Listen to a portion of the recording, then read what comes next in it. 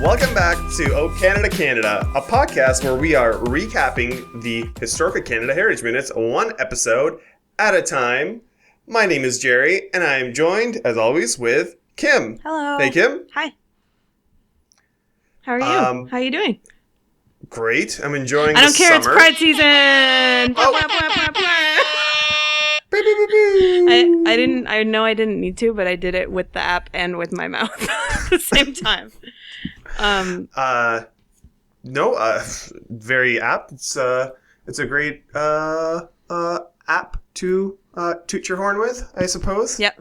To ring in Pride season. So, I mean, you didn't care about like how I was, right? It was just like a way to interrupt me so you can use the horn, I'm assuming. That was the important thing, yeah. That is the important thing. Yeah. But you know what else is important? What? We are joined by a +1 today. It's true. Mandy is here to talk with us about Lucy Maud Montgomery. But for a little bit of preamble first, you might remember that last year at Pride, we talked about journalist and advocate and noted dog owner Jim Egan. However, as we know from that episode where I attacked the Heritage Minute with statistics and numbers for not being gay enough, not having enough ladies, and for being too dang white, there's actually no other gay Heritage Minutes. There just haven't been any other LGBTQIA Canadians of consequence, apparently. So this week we're going to talk about someone who is IMO, an honorary gay. She's often understood to be gay. Her work is read for its gay subtext. And some queers that I know maybe learned something about their own hearts, truest feelings, and desires from reading her stuff. So yeah, that's why we're talking about Lucy Maud today. And we are, again, very fortunate to be joined by a Lucy Maud Montgomery expert who is very close to both of us. Mandy, do you mind introducing yourself and telling people why you're in my living room today? I mean, technically we're at your table. Yeah. Hi, I'm Mandy. Yeah.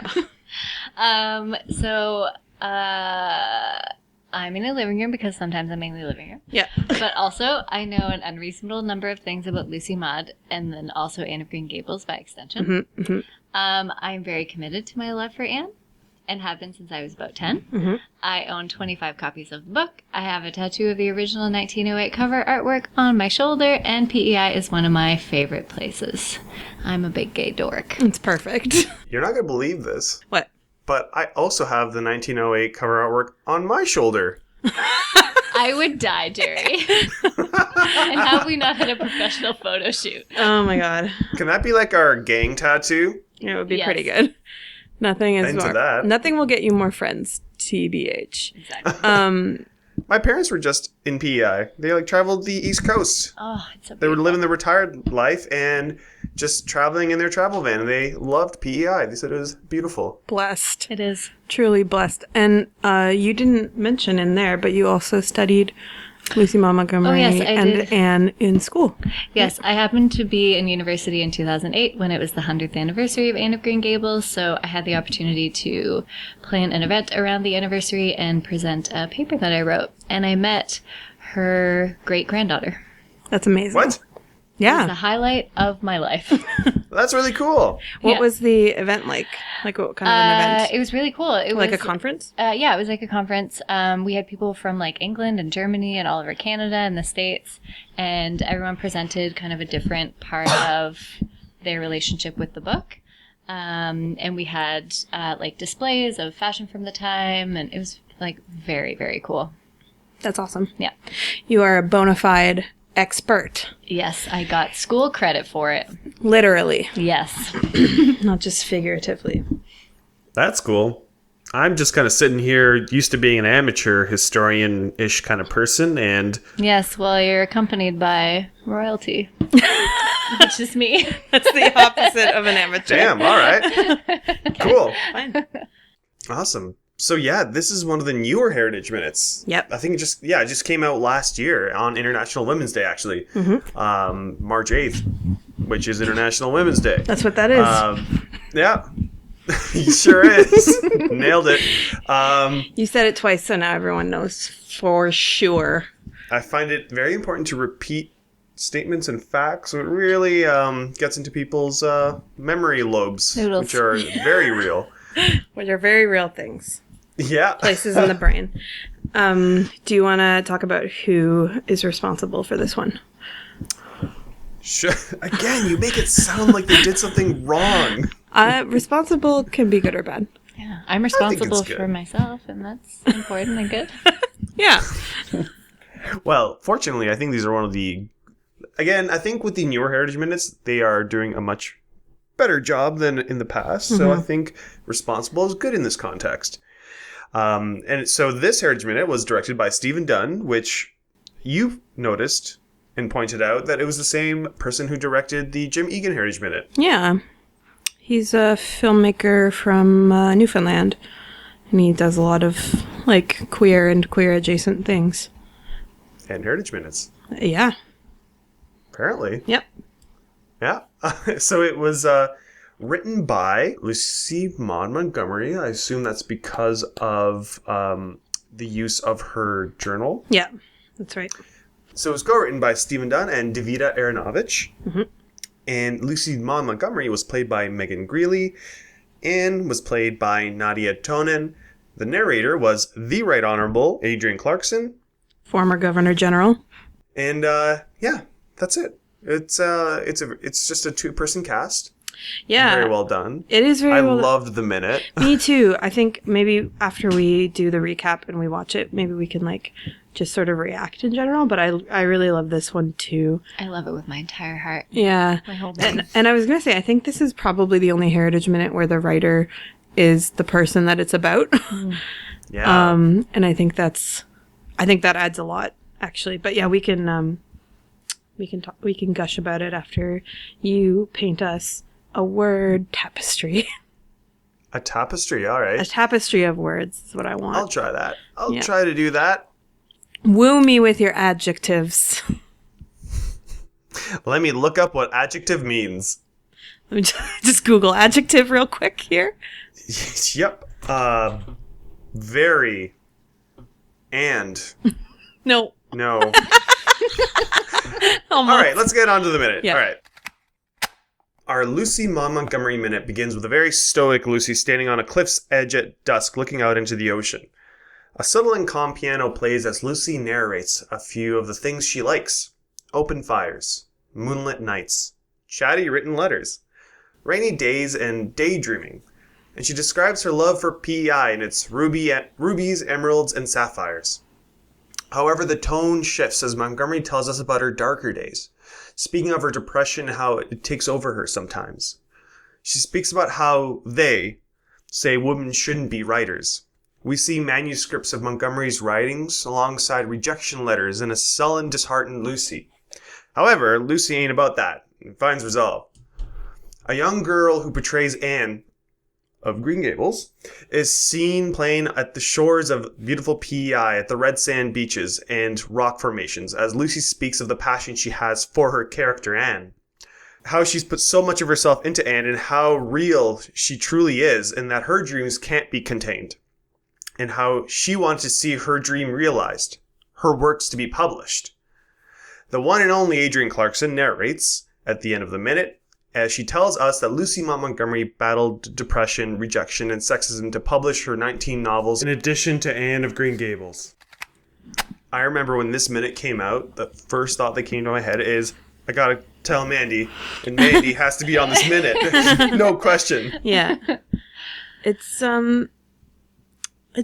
like so beautifully shot. It's so beautifully put together. I think that it really like shows off like what a talented writer Lucy Maud Montgomery was, because it's so affecting.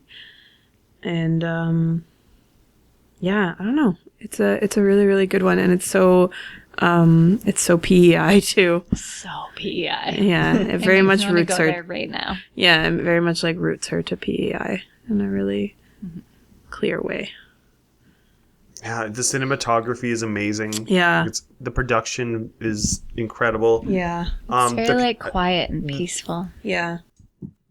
Yeah. And Megan Greeley, who portrays Lucy Maud Montgomery, again, it's really hard in a minute to portray or kind of encapsulate someone, but I think they did a great great job with it. Like, yeah, just even the casting of her, she reads it really well too. And yeah, I don't know. It really, like, even just watching them, and it makes me want to reread Anne of Green Gables. Because it's just like that flowery way that she had of writing and speaking. Yeah, it reminds me of why I love it so much. Yeah. But also addresses, the hardships that she went through. Yeah. And that it wasn't just simply, oh, she's that author who did Anne of Green Gables. Let's just have another puff piece minute, Yeah. It goes like really, there's an up and down and then up again kind of like trajectory to it. You might say there's like an ebb and flow, like on the coast of PEI. On the red sand beaches. Yeah. Yeah, it's true. It's super awesome. beautiful. Such a good job. Yeah, it's a good one. A couple things before we like get Mandy to sort of get into like Lucy Maud's bio and everything like that. One thing is that the audio quality on our end might be a little funny because Mandy and I are sharing a mic, so we're both kind of like all up on it, and so it might be a little bit quieter at some parts, so apologize for that. And the other thing was that we a little bit later in the podcast are going to be talking a bit about mental health stuff, about depression, about a little bit about suicidal ideation. So we will warn you when that's about to happen, and then maybe after we record, we can just cut back in and let people know what time they can sort of tune back in safely if they want to skip that part. Cool. Mandy, do you want to start telling us a little bit about Lucy Maud Montgomery's early life, and then maybe after that we can talk about Anne and also why she is a gay icon, both Anne and Lucy Maud Montgomery. Mm-hmm. Yeah, both. Take us on a journey. Mm-hmm. Okay. So Lucy Maud Montgomery was born on November 30th, 1874 in Clifton, PEI, which is now New London.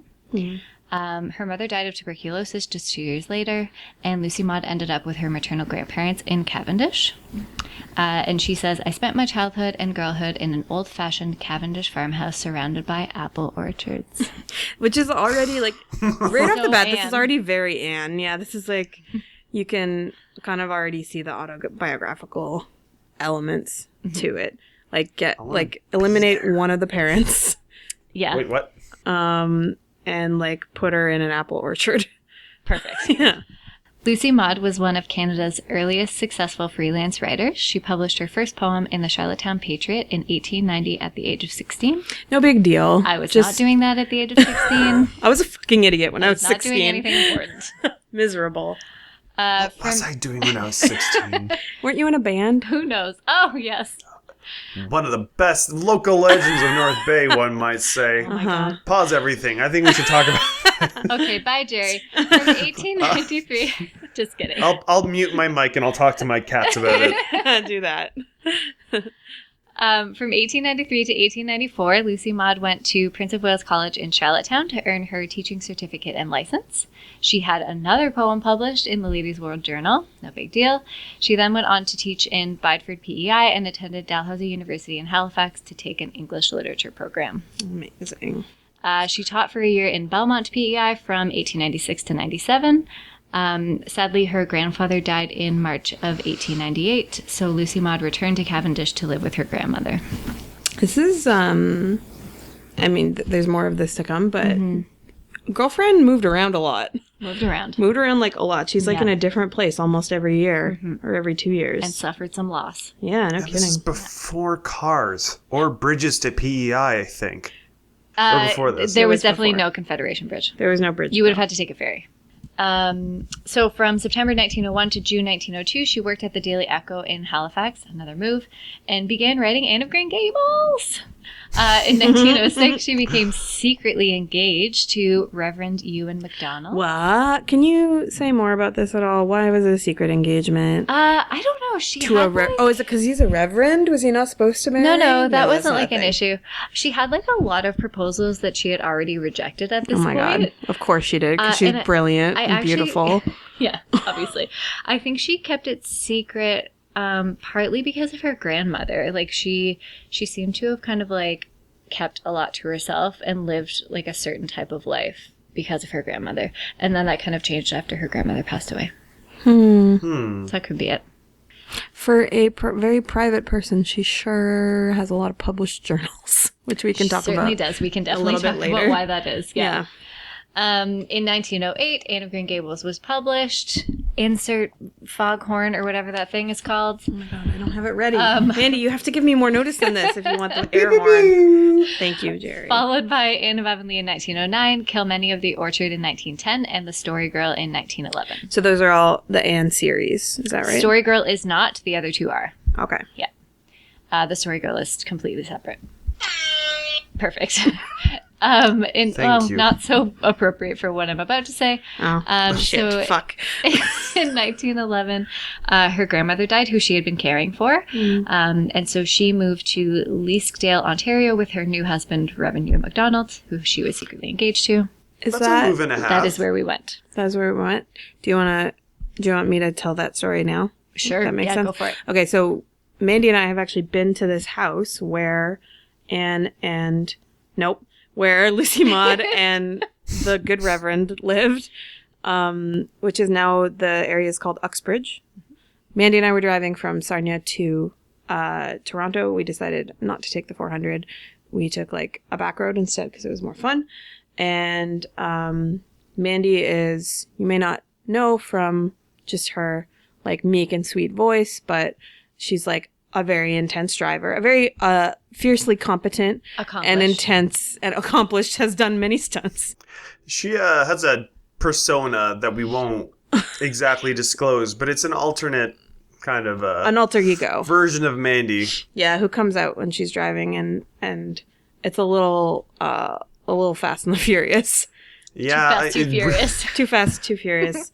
Tokyo Drift Club. The story Tokyo of Mandy. Drift Club. Yeah. Okay. And we were driving, and there was a sign that we passed, and it said, we were both kind of squinting to try to read it, and it said, home of Lucy Maud Montgomery, next left, something like this. And it was like a very quick time between when the sign appeared and where the lights were, where we were supposed to turn. So Mandy did a really expert maneuver and Basically swerved us, drifted us through the intersection. And we drove through this like, down this like kind of back road that went through these like rolling hills and like fields of green. And it like, I was like, it looks like Green Gables even. Are we the Anne now? And we got there, we found the museum. And it was closed because it was Sunday. Canada Day? And it was also Canada Day. Mm-hmm. But there was a phone number on the sign, so Mandy called it, and this like very sweet lady was like, I will come and open the museum for you. And she like drove down the street and opened the museum for us and gave us a tour.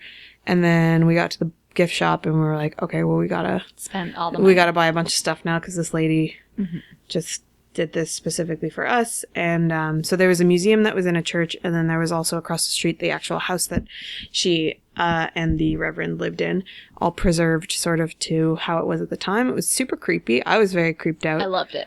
Mandy was in her bliss. Mm-hmm. There's some very happy pictures of me on that day. Yeah, that's true. Mm-hmm. Yeah. Also, just side note, factoid for everyone, part of the 1985 Sullivan production movies of Anne of Green Gables were actually filmed in Uxbridge because it really does look like PEI.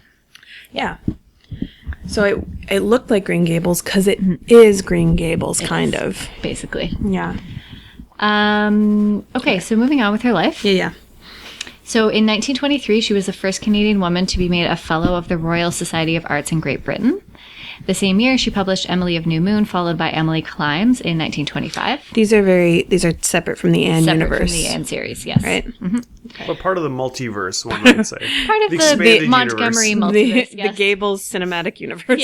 Yeah. Yep. Between 1926 and 1933, she published 5 more books. Cool. That's what we all do. That's so much. In 1935, she was made an officer of the Order of the British Empire, and her husband retired to Toronto, Ontario. Between 1936 and 1939, she published Anne of the Windy Poplars, Jane of Lantern Hill, and Anne of Ingleside. And in 1942, sadly, Lucy Maud Montgomery died. She lay in state in Green Gables in Cavendish, and she's buried in the Cavendish Cemetery. And I've actually been to her plot a couple of times. The most recent time was just a year and a half ago. It is quite moving, and I always cry. It's beautifully decorated. There's always fresh flowers. And Is it a beautiful, area? It's very beautiful. Yeah, it's really pretty. The kind of landscape is very picturesque, and it seems like the appropriate place for her to be. That's nice. Yeah. I've only read Anne of Green Gables, and I actually read it also as an adult. I didn't read it when I was a kid, or at least I don't remember reading it as a kid. So I've only read that one and none of the others in the series. There's some very clear autobiographical elements to Lucy Maud's story and to Anne's story. So if you're familiar at all with Anne, she's an orphan. She's sort of annoyingly precocious. She has a real penchant for very flowery words, and she loves books and reading and making up stories and daydreaming and all this sort of stuff. And she's, of course, Lucy Maud's most popular and maybe arguably most important, but I guess it depends on what you're judging that on. Can you talk a little bit more about Anne specifically? And since there's so much imagery in the minute that is Anne, and Anne herself yes, makes an appearance. I don't know if little bit is enough, but I will tell you all about Anne. Okay. Settle in. From my heart of hearts. Yeah. So Anne of Green Gables was written over the span of about 7 months. And Lucy Maud says, "It was a labor of love. Nothing I've ever written gave me so much pleasure to write. Many of my childhood experiences and dreams were worked up into its chapters. Cavendish scenery supplied the background, and Lover's Lane figured very prominently." So she wrote this in her journal in August of 1907. It's such a beautiful book. It's such a beautiful book. When I read it when I was doing my English degree, I read it for a children's lit class, and I gobbled it up. I must have I think I read it in one sitting maybe, or maybe 2 sittings, because it's so beautifully written, and it's so it's a pretty adult kids book, I would say. It's both in terms, there's serious subject matter, and the language is not easy exactly, but it's really fun and really beautiful. It feels, there's some books that you read that feel like a treat, kind of, they feel like something rich, like cake almost, and I feel like Lucy Maud's writing is that way. Yeah. And, it's such a good book. This is all really making me want to reread it. Jerry, you should read Anne of Green Gables if you haven't. It's so beautiful. You should. Okay. It's a it's a treat. I read it as a child, having grown up in the forest. Oh yeah. And I had this beautiful hardcover copy that had a pastel blue outside. I can picture it. I still have it.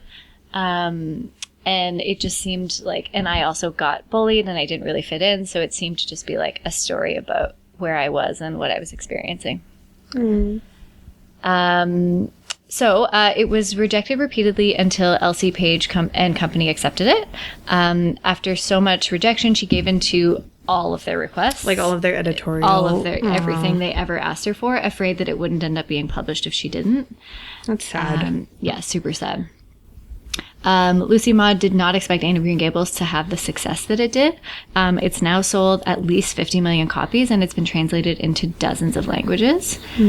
While the first original Anne of Green Gables novel flowed from her very easily, she was pressured into writing the sequels by her publishers.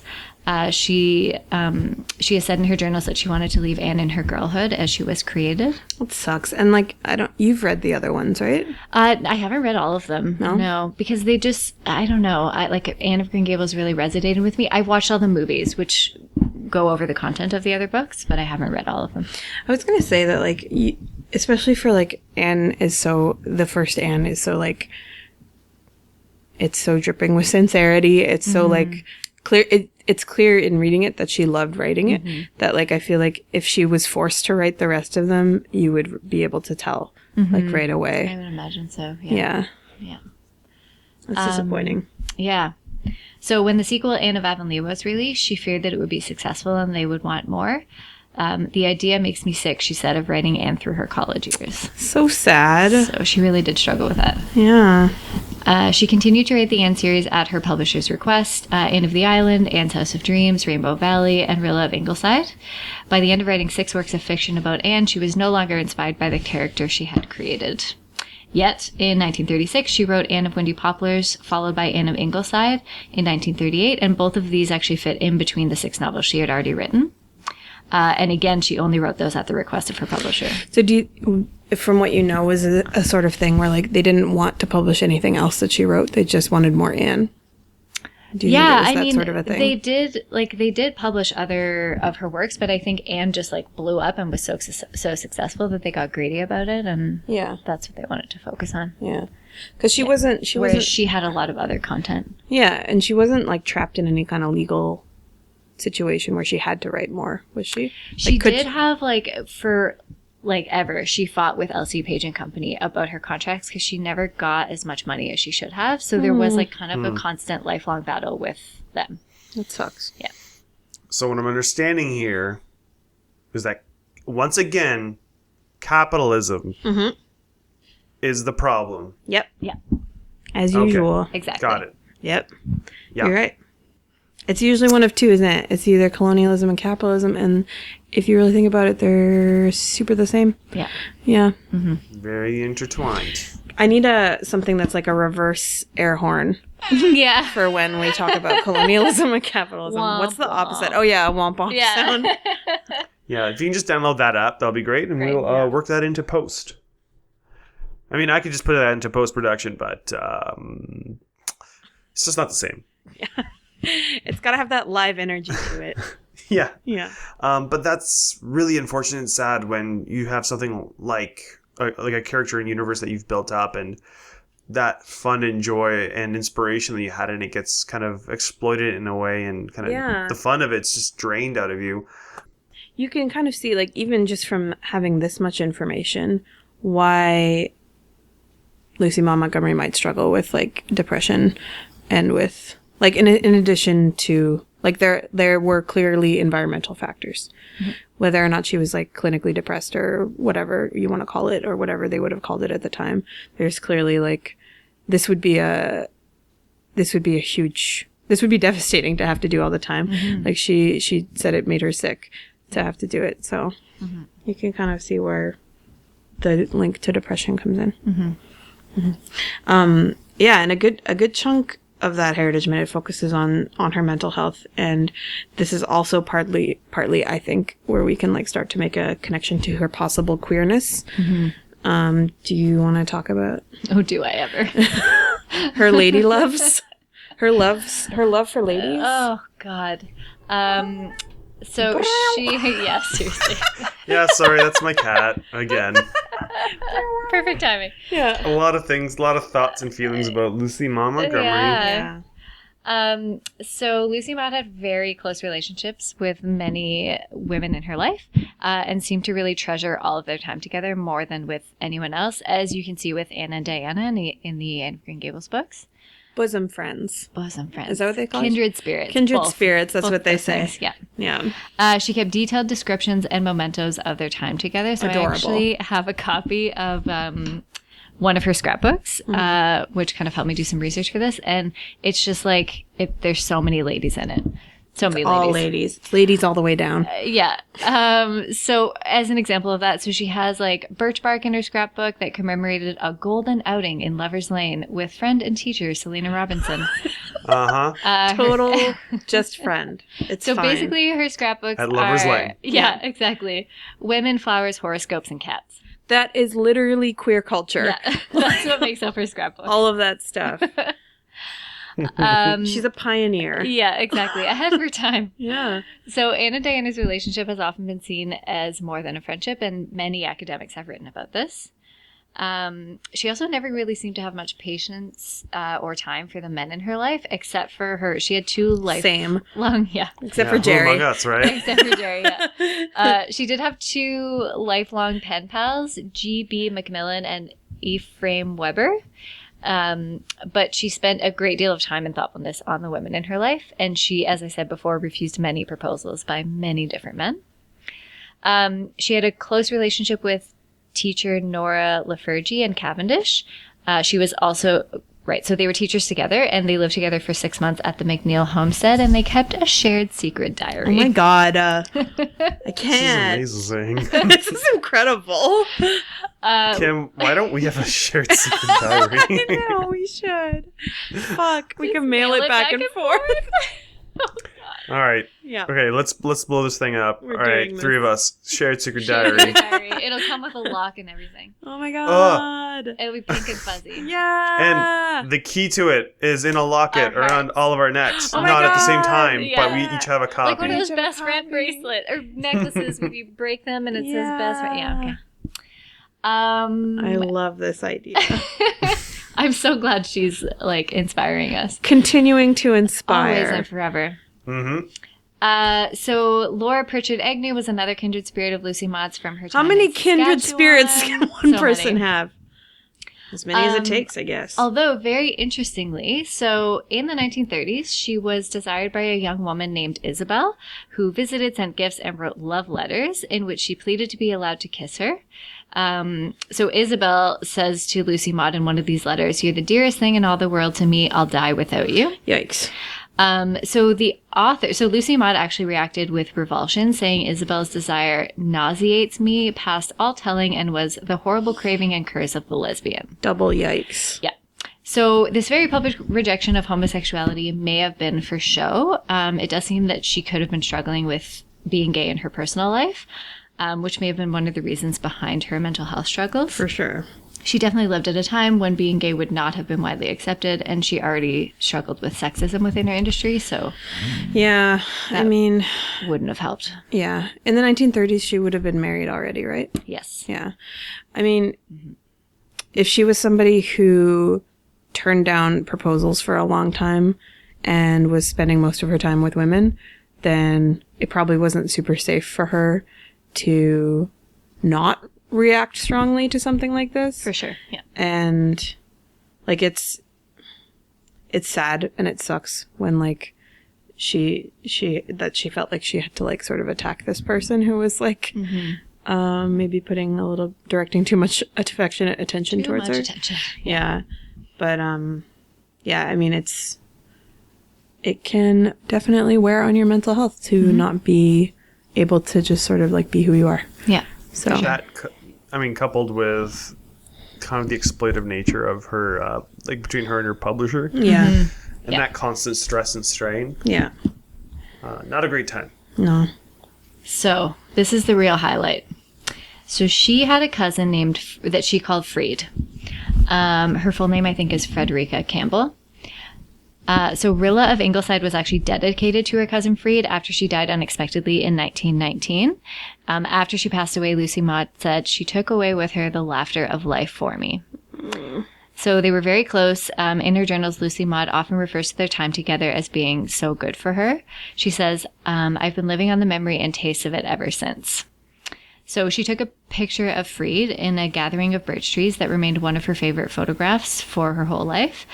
She used it frequently in her journals and scrapbooks, and she also enlarged it and hung it over her bed. Oh, God. Just pining. I've seen the photo. It's beautiful. And just pining really hard, it sounds Yeah. like. Okay, this is the greatest quote ever. So This is the gayest quote the ever. greatest and gayest. So she wrote to her pen pal Macmillan. I'm just going to say it word for word because it's so glorious. But it was not until August 1902 that Freed and I found each other. Our friendship seemed to open into full bloom in a single night. Before that, we had been merely acquaintances. After that, we were to each other what we were to be for each other over 17 beautiful, unmarred years of comradeship and understanding. I recall the night distinctly. It was a hot night. Of course you do. Obviously. Of course it was. For some forgotten reason, we all three occupied Stella's room. Stella herself slept on the floor. Freed and I were in the bed. We began to talk confidentially, each finding that we could confide in each other. Stella was furious because our chatter kept her from sleeping, so we buried our heads under the blankets that sweltering night and whispered to each other all of our troubles. I, the woman of 28, freed the girl of 19. We discovered that our souls were the same age. She told me her love troubles. I told her mine. We talked until dawn. Yeah. Now, okay, I'm going to say one thing.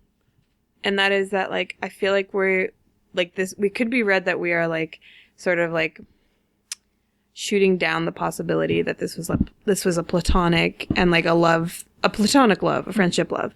And that, like, we're maybe acting like that kind of love isn't valuable and good. It is, for sure. There's a lot of evidence to suggest that Lucy Maud felt other things in addition to the platonic friendship love. So, like, I wanted to note that. That's very important, yes. Because, like, that friendship love is real. Friendship love is real. Yeah. I had, like, sleepovers that were, like, intimate, but not sexual or physical with, Pals?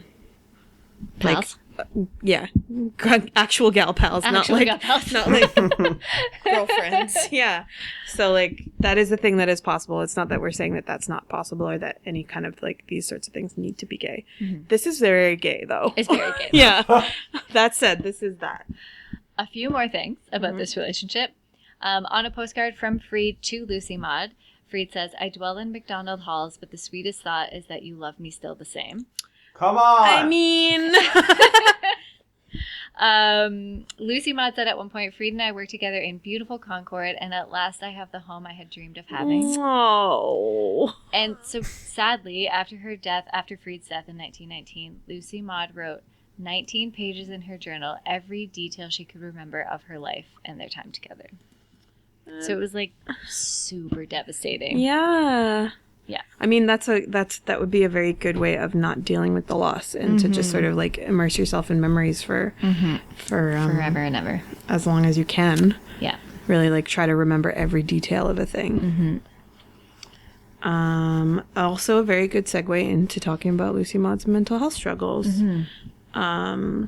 She obviously, as we mentioned, like, had lots going on in terms of losing people, in terms of her relationship with her publishers, in terms of possibly being a repressed gay. Can you talk to us a little bit about that? Oh, yeah. This is sort of like where we're going to get into that stuff. So after we record, Jerry will pop back in here and post to say what timestamp people should skip to. Hey everyone, if you'd like to skip past this portion of the podcast, you are welcome to rejoin us at the 42-minute and 35-second mark. So Lucy Maud, as we've said, suffered a great deal of loss in her life and always struggled with her mental health. She lost her mother when she was just a baby, her father when she was an adult. She cared for her grandmother until she passed away and lost other family members that were dear to her, including her stillborn son, Hugh. She also battled with LC Page & Company continuously about holes in her contract that resulted from her not receiving as much money as she should have. They also published short stories of hers without her consent. Oh, so trash. They did a number. No kidding. So in one of her journals on Monday, February 7th, 1910, she wrote, I've had a month of nervous prostration, an utter breakdown of body, soul, and spirit. I could not sleep. For a week, I hardly slept a moment. The days were only 1 degree less hideous than the nights. I could not eat. Every mouthful had to be forced down. I could not work or think or read or talk. I dreaded to see anyone coming to the house. When people came, I had to hold myself still and talk to them, and I think death would have been easier. I wanted to die and escape life. She says the thought of having to go on living was more than I could bear, and I had no hope. I could not realize any possible escape from suffering. It seemed to me that I must exist in that anguish forever. This is, I believe, a very common symptom of neurasthenia, and it is the hardest of all to bear. I could not, in 100 pages, detail all my sufferings during that awful time. I understand now that what drives people to suicide. Is that what would be called depression at that time? I just Googled it. Okay. And apparently it's an ill-defined medical condition characterized by lassitude, fatigue, headache, and irritability, associated chiefly with emotional disturbance, and that's neurasthenia. Okay. Interesting. So I think it's one of those antiquated terms. So she wrote that particular thing at the end of a journal that she'd been keeping for 13 years. And her family actually released a statement on the 100th anniversary of Anne of Green Gables stating that they believed Lucy Maud died by suicide. Apparently there was a note beside her bed that might have suggested that. That's a long time to sort of keep that secret. Yeah. I guess, like, and I mean, a lot of the focus of the Heritage Minute, I think, is like the depression part, because like it doesn't really go into like the sexism. It doesn't really go into the woes with the publisher. But there's like maybe a third of it in the middle where she talks about her mood swings, right? So I think it probably behooves us here to talk about like that there's care available now for folks who are in that kind of place for whatever reason. And I think what we can do also is like post some resources in the show notes when we post the episode. But yeah, she certainly didn't live in a time when that would have been available. That kind of care would have been available. And mental health care saves lives. So. And I think just with that lens, looking back at that Heritage Minute, I think as beautiful as it is, there's a very kind of melancholic energy to it, I think, where it does kind of have like an uplifting tone in terms of that kind of hope or inspiration, but it's very, I think, subtle. And I think there is, even in like the tones, like the color palette they use for the minute, it's all very, I think, almost like subdued or muted.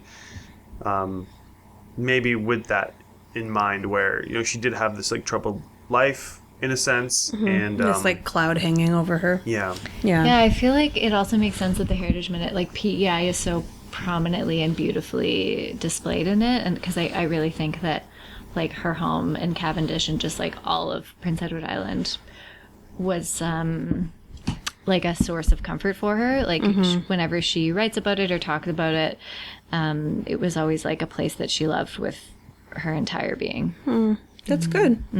That's good that she had that, because otherwise, like, who knows what would have happened. For sure, yeah. Her husband also suffered from depression. So that's like another kind of layer that she had in her life. Yeah, for sure. That's really difficult. I don't know. This is maybe not a thought that needs to be said out loud, but I was just thinking that, like, there's most of the Heritage Minutes end on an uplifting note. Like, they usually, like, they have a sort of, if we were to graph them, they often, like, start low and then they end high. They're like, oh, all this stuff happened.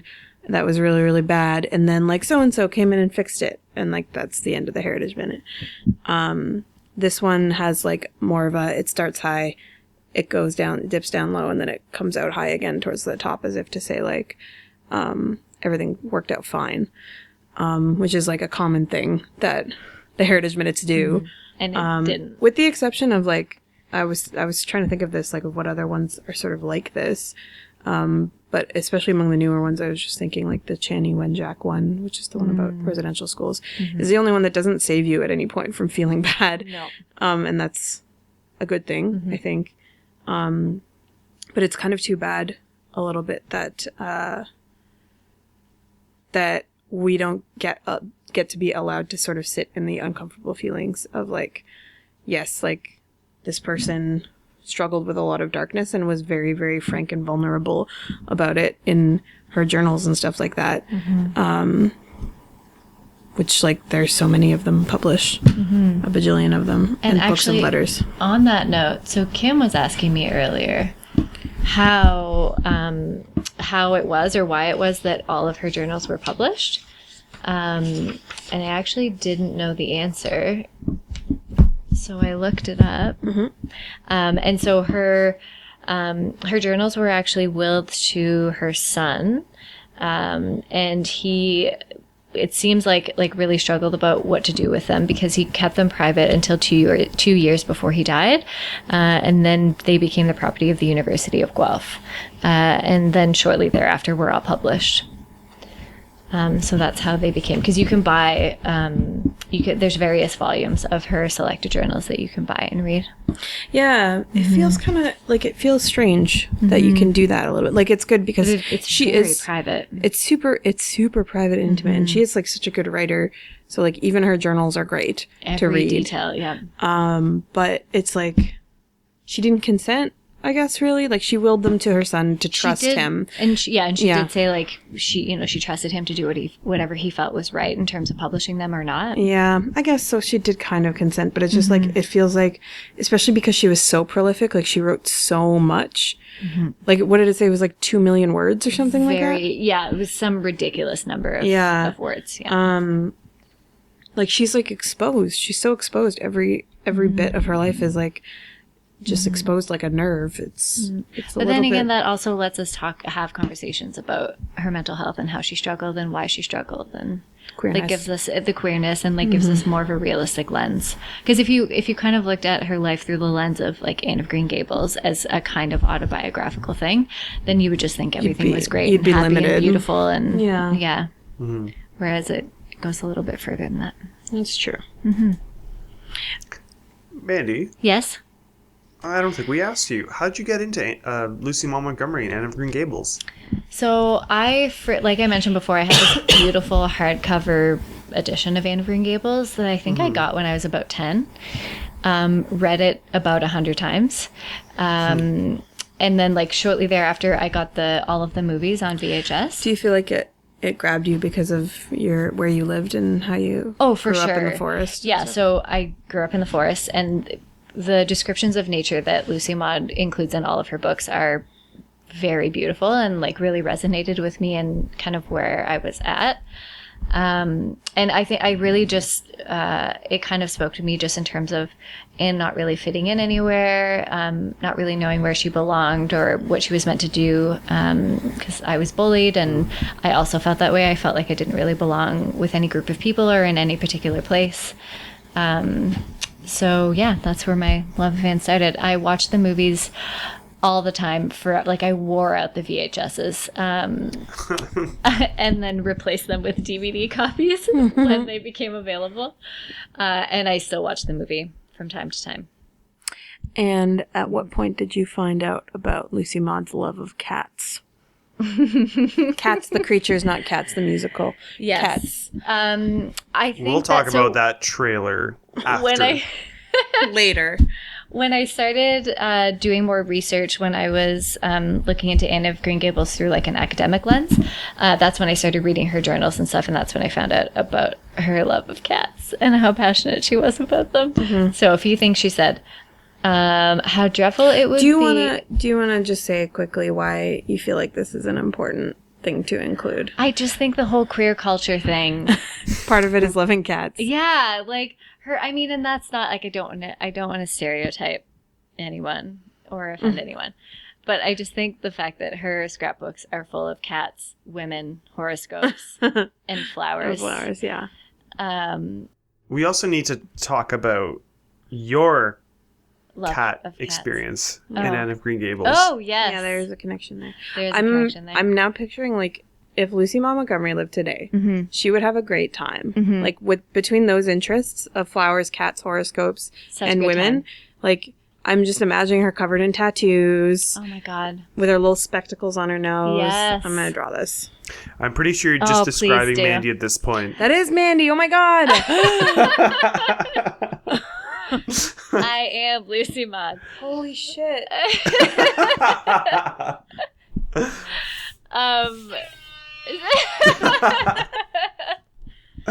So loved cats. Her grandparents, I guess, who raised her didn't like cats, so they made her feel some shame about her love for them. But she said, and as for people who say they like cats in their place, I know all about them from that one phrase. She loved her cats as human beings. So essentially anyone who loved cats was like cool in her book. And she had like many cats throughout her life. There are many pictures of cats in her scrapbooks. She took photographs of them and like wrote their little names underneath. She like mourned them when they passed away. She talks extensively about that in her journals. I also love cats, and my story related to cats and Anne of Green Gables, I guess, is... So Jerry is the dad of a cat named Freckles. She was a stray cat in the neighborhood where Kim is from, and when we first got her, we named her Anne of Green Gables because she is a ginger cat, and she has cute little freckles on her paws and very big green eyes. Yeah, and freckles on her nose, and too. freckles on her nose. She's so cute. Anyway, so then we decided to shorten Anne of Green Gables to Freckles. And See, I didn't know that originally her name was Anne of Green Gables. Yeah. I thought it was always Freckles. No, it was Anne. Maybe her name can be Freckles, middle name Anne of Green Gables, last name Turbo Vicky. Jerry. Last name Jerry? Last name my first name? Yes. All right. Oh my god, imagine if that's how naming worked. Like your last name is one of your parents' first names. Perfect. Well, It would be so confusing. Well, I think isn't that like the Viking or Nordic way of surnames? Or surnames? Is it? I guess it's kind of like, well, it's kind of Anglo-Saxon too, because Johnson is John's son. Oh, yeah. Like- Yeah. So that could work. Freckles, Anne of Green Gables, Jerry. Nice and short. All right. Nice and short. I like that. Change Rolls it get right her- off the tongue. Change her birth certificate and all that. I'll just have to Yeah. like memorize that so when she's puking on the floor, I can just like, shoot that out super quick. Say her full Maybe Christian you should just name. read her Anne of Green Gables and it'll like chill her out. Probably. Oh, she'd love that. Looking into my eyes with her soulless black eyes. Yeah. Squawking away. Yeah. She's beautiful. She's great. She is. She's a beautiful, powerful cat. Yeah. Did we miss anything? Do we want to talk about anything else? Thank you so much for coming. No problem. I mean, I could go on and on. I know. I love it. I know you could. All of my Oh, days. please do. Oh, no? Okay. Thank you for having me. Just kidding. Thank you so much for It coming. is an honor. This wouldn't... never for a moment Kim and I consider doing this episode without you. Yeah. I What do you appreciate Because that. you are now the modern day Anne of Green Gables. Or, yeah, Lucy Maud Montgomery, You I are- mean. Who Yeah. knows? I'm just a combination of everything. So, thank you, everyone, so much for listening. Yes. We will be posting the show notes, including links and information to resources for mental health support on our website at ocanadacast.com and also in the actual podcast description. You can find us on Twitter at ocanadacast and also on Facebook. We would love it if you would rate and subscribe. I'll do that whole thing. Giving subscriptions and comments really does help the show kind of get noticed and get off the ground. Tell your buddies and all that good stuff. And yeah, if you ever want to have a discussion about what we talked about in this Heritage Minute or any previous Heritage Minutes, just leave us a note on Facebook Yep. or Twitter. Yep. Send us an email. And our email is ocanadacast@gmail.com. Yes, it is.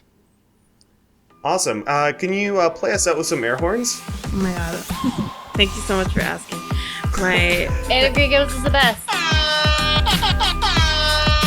have a safe See and everyone happy next time. have a safe and happy Pride season.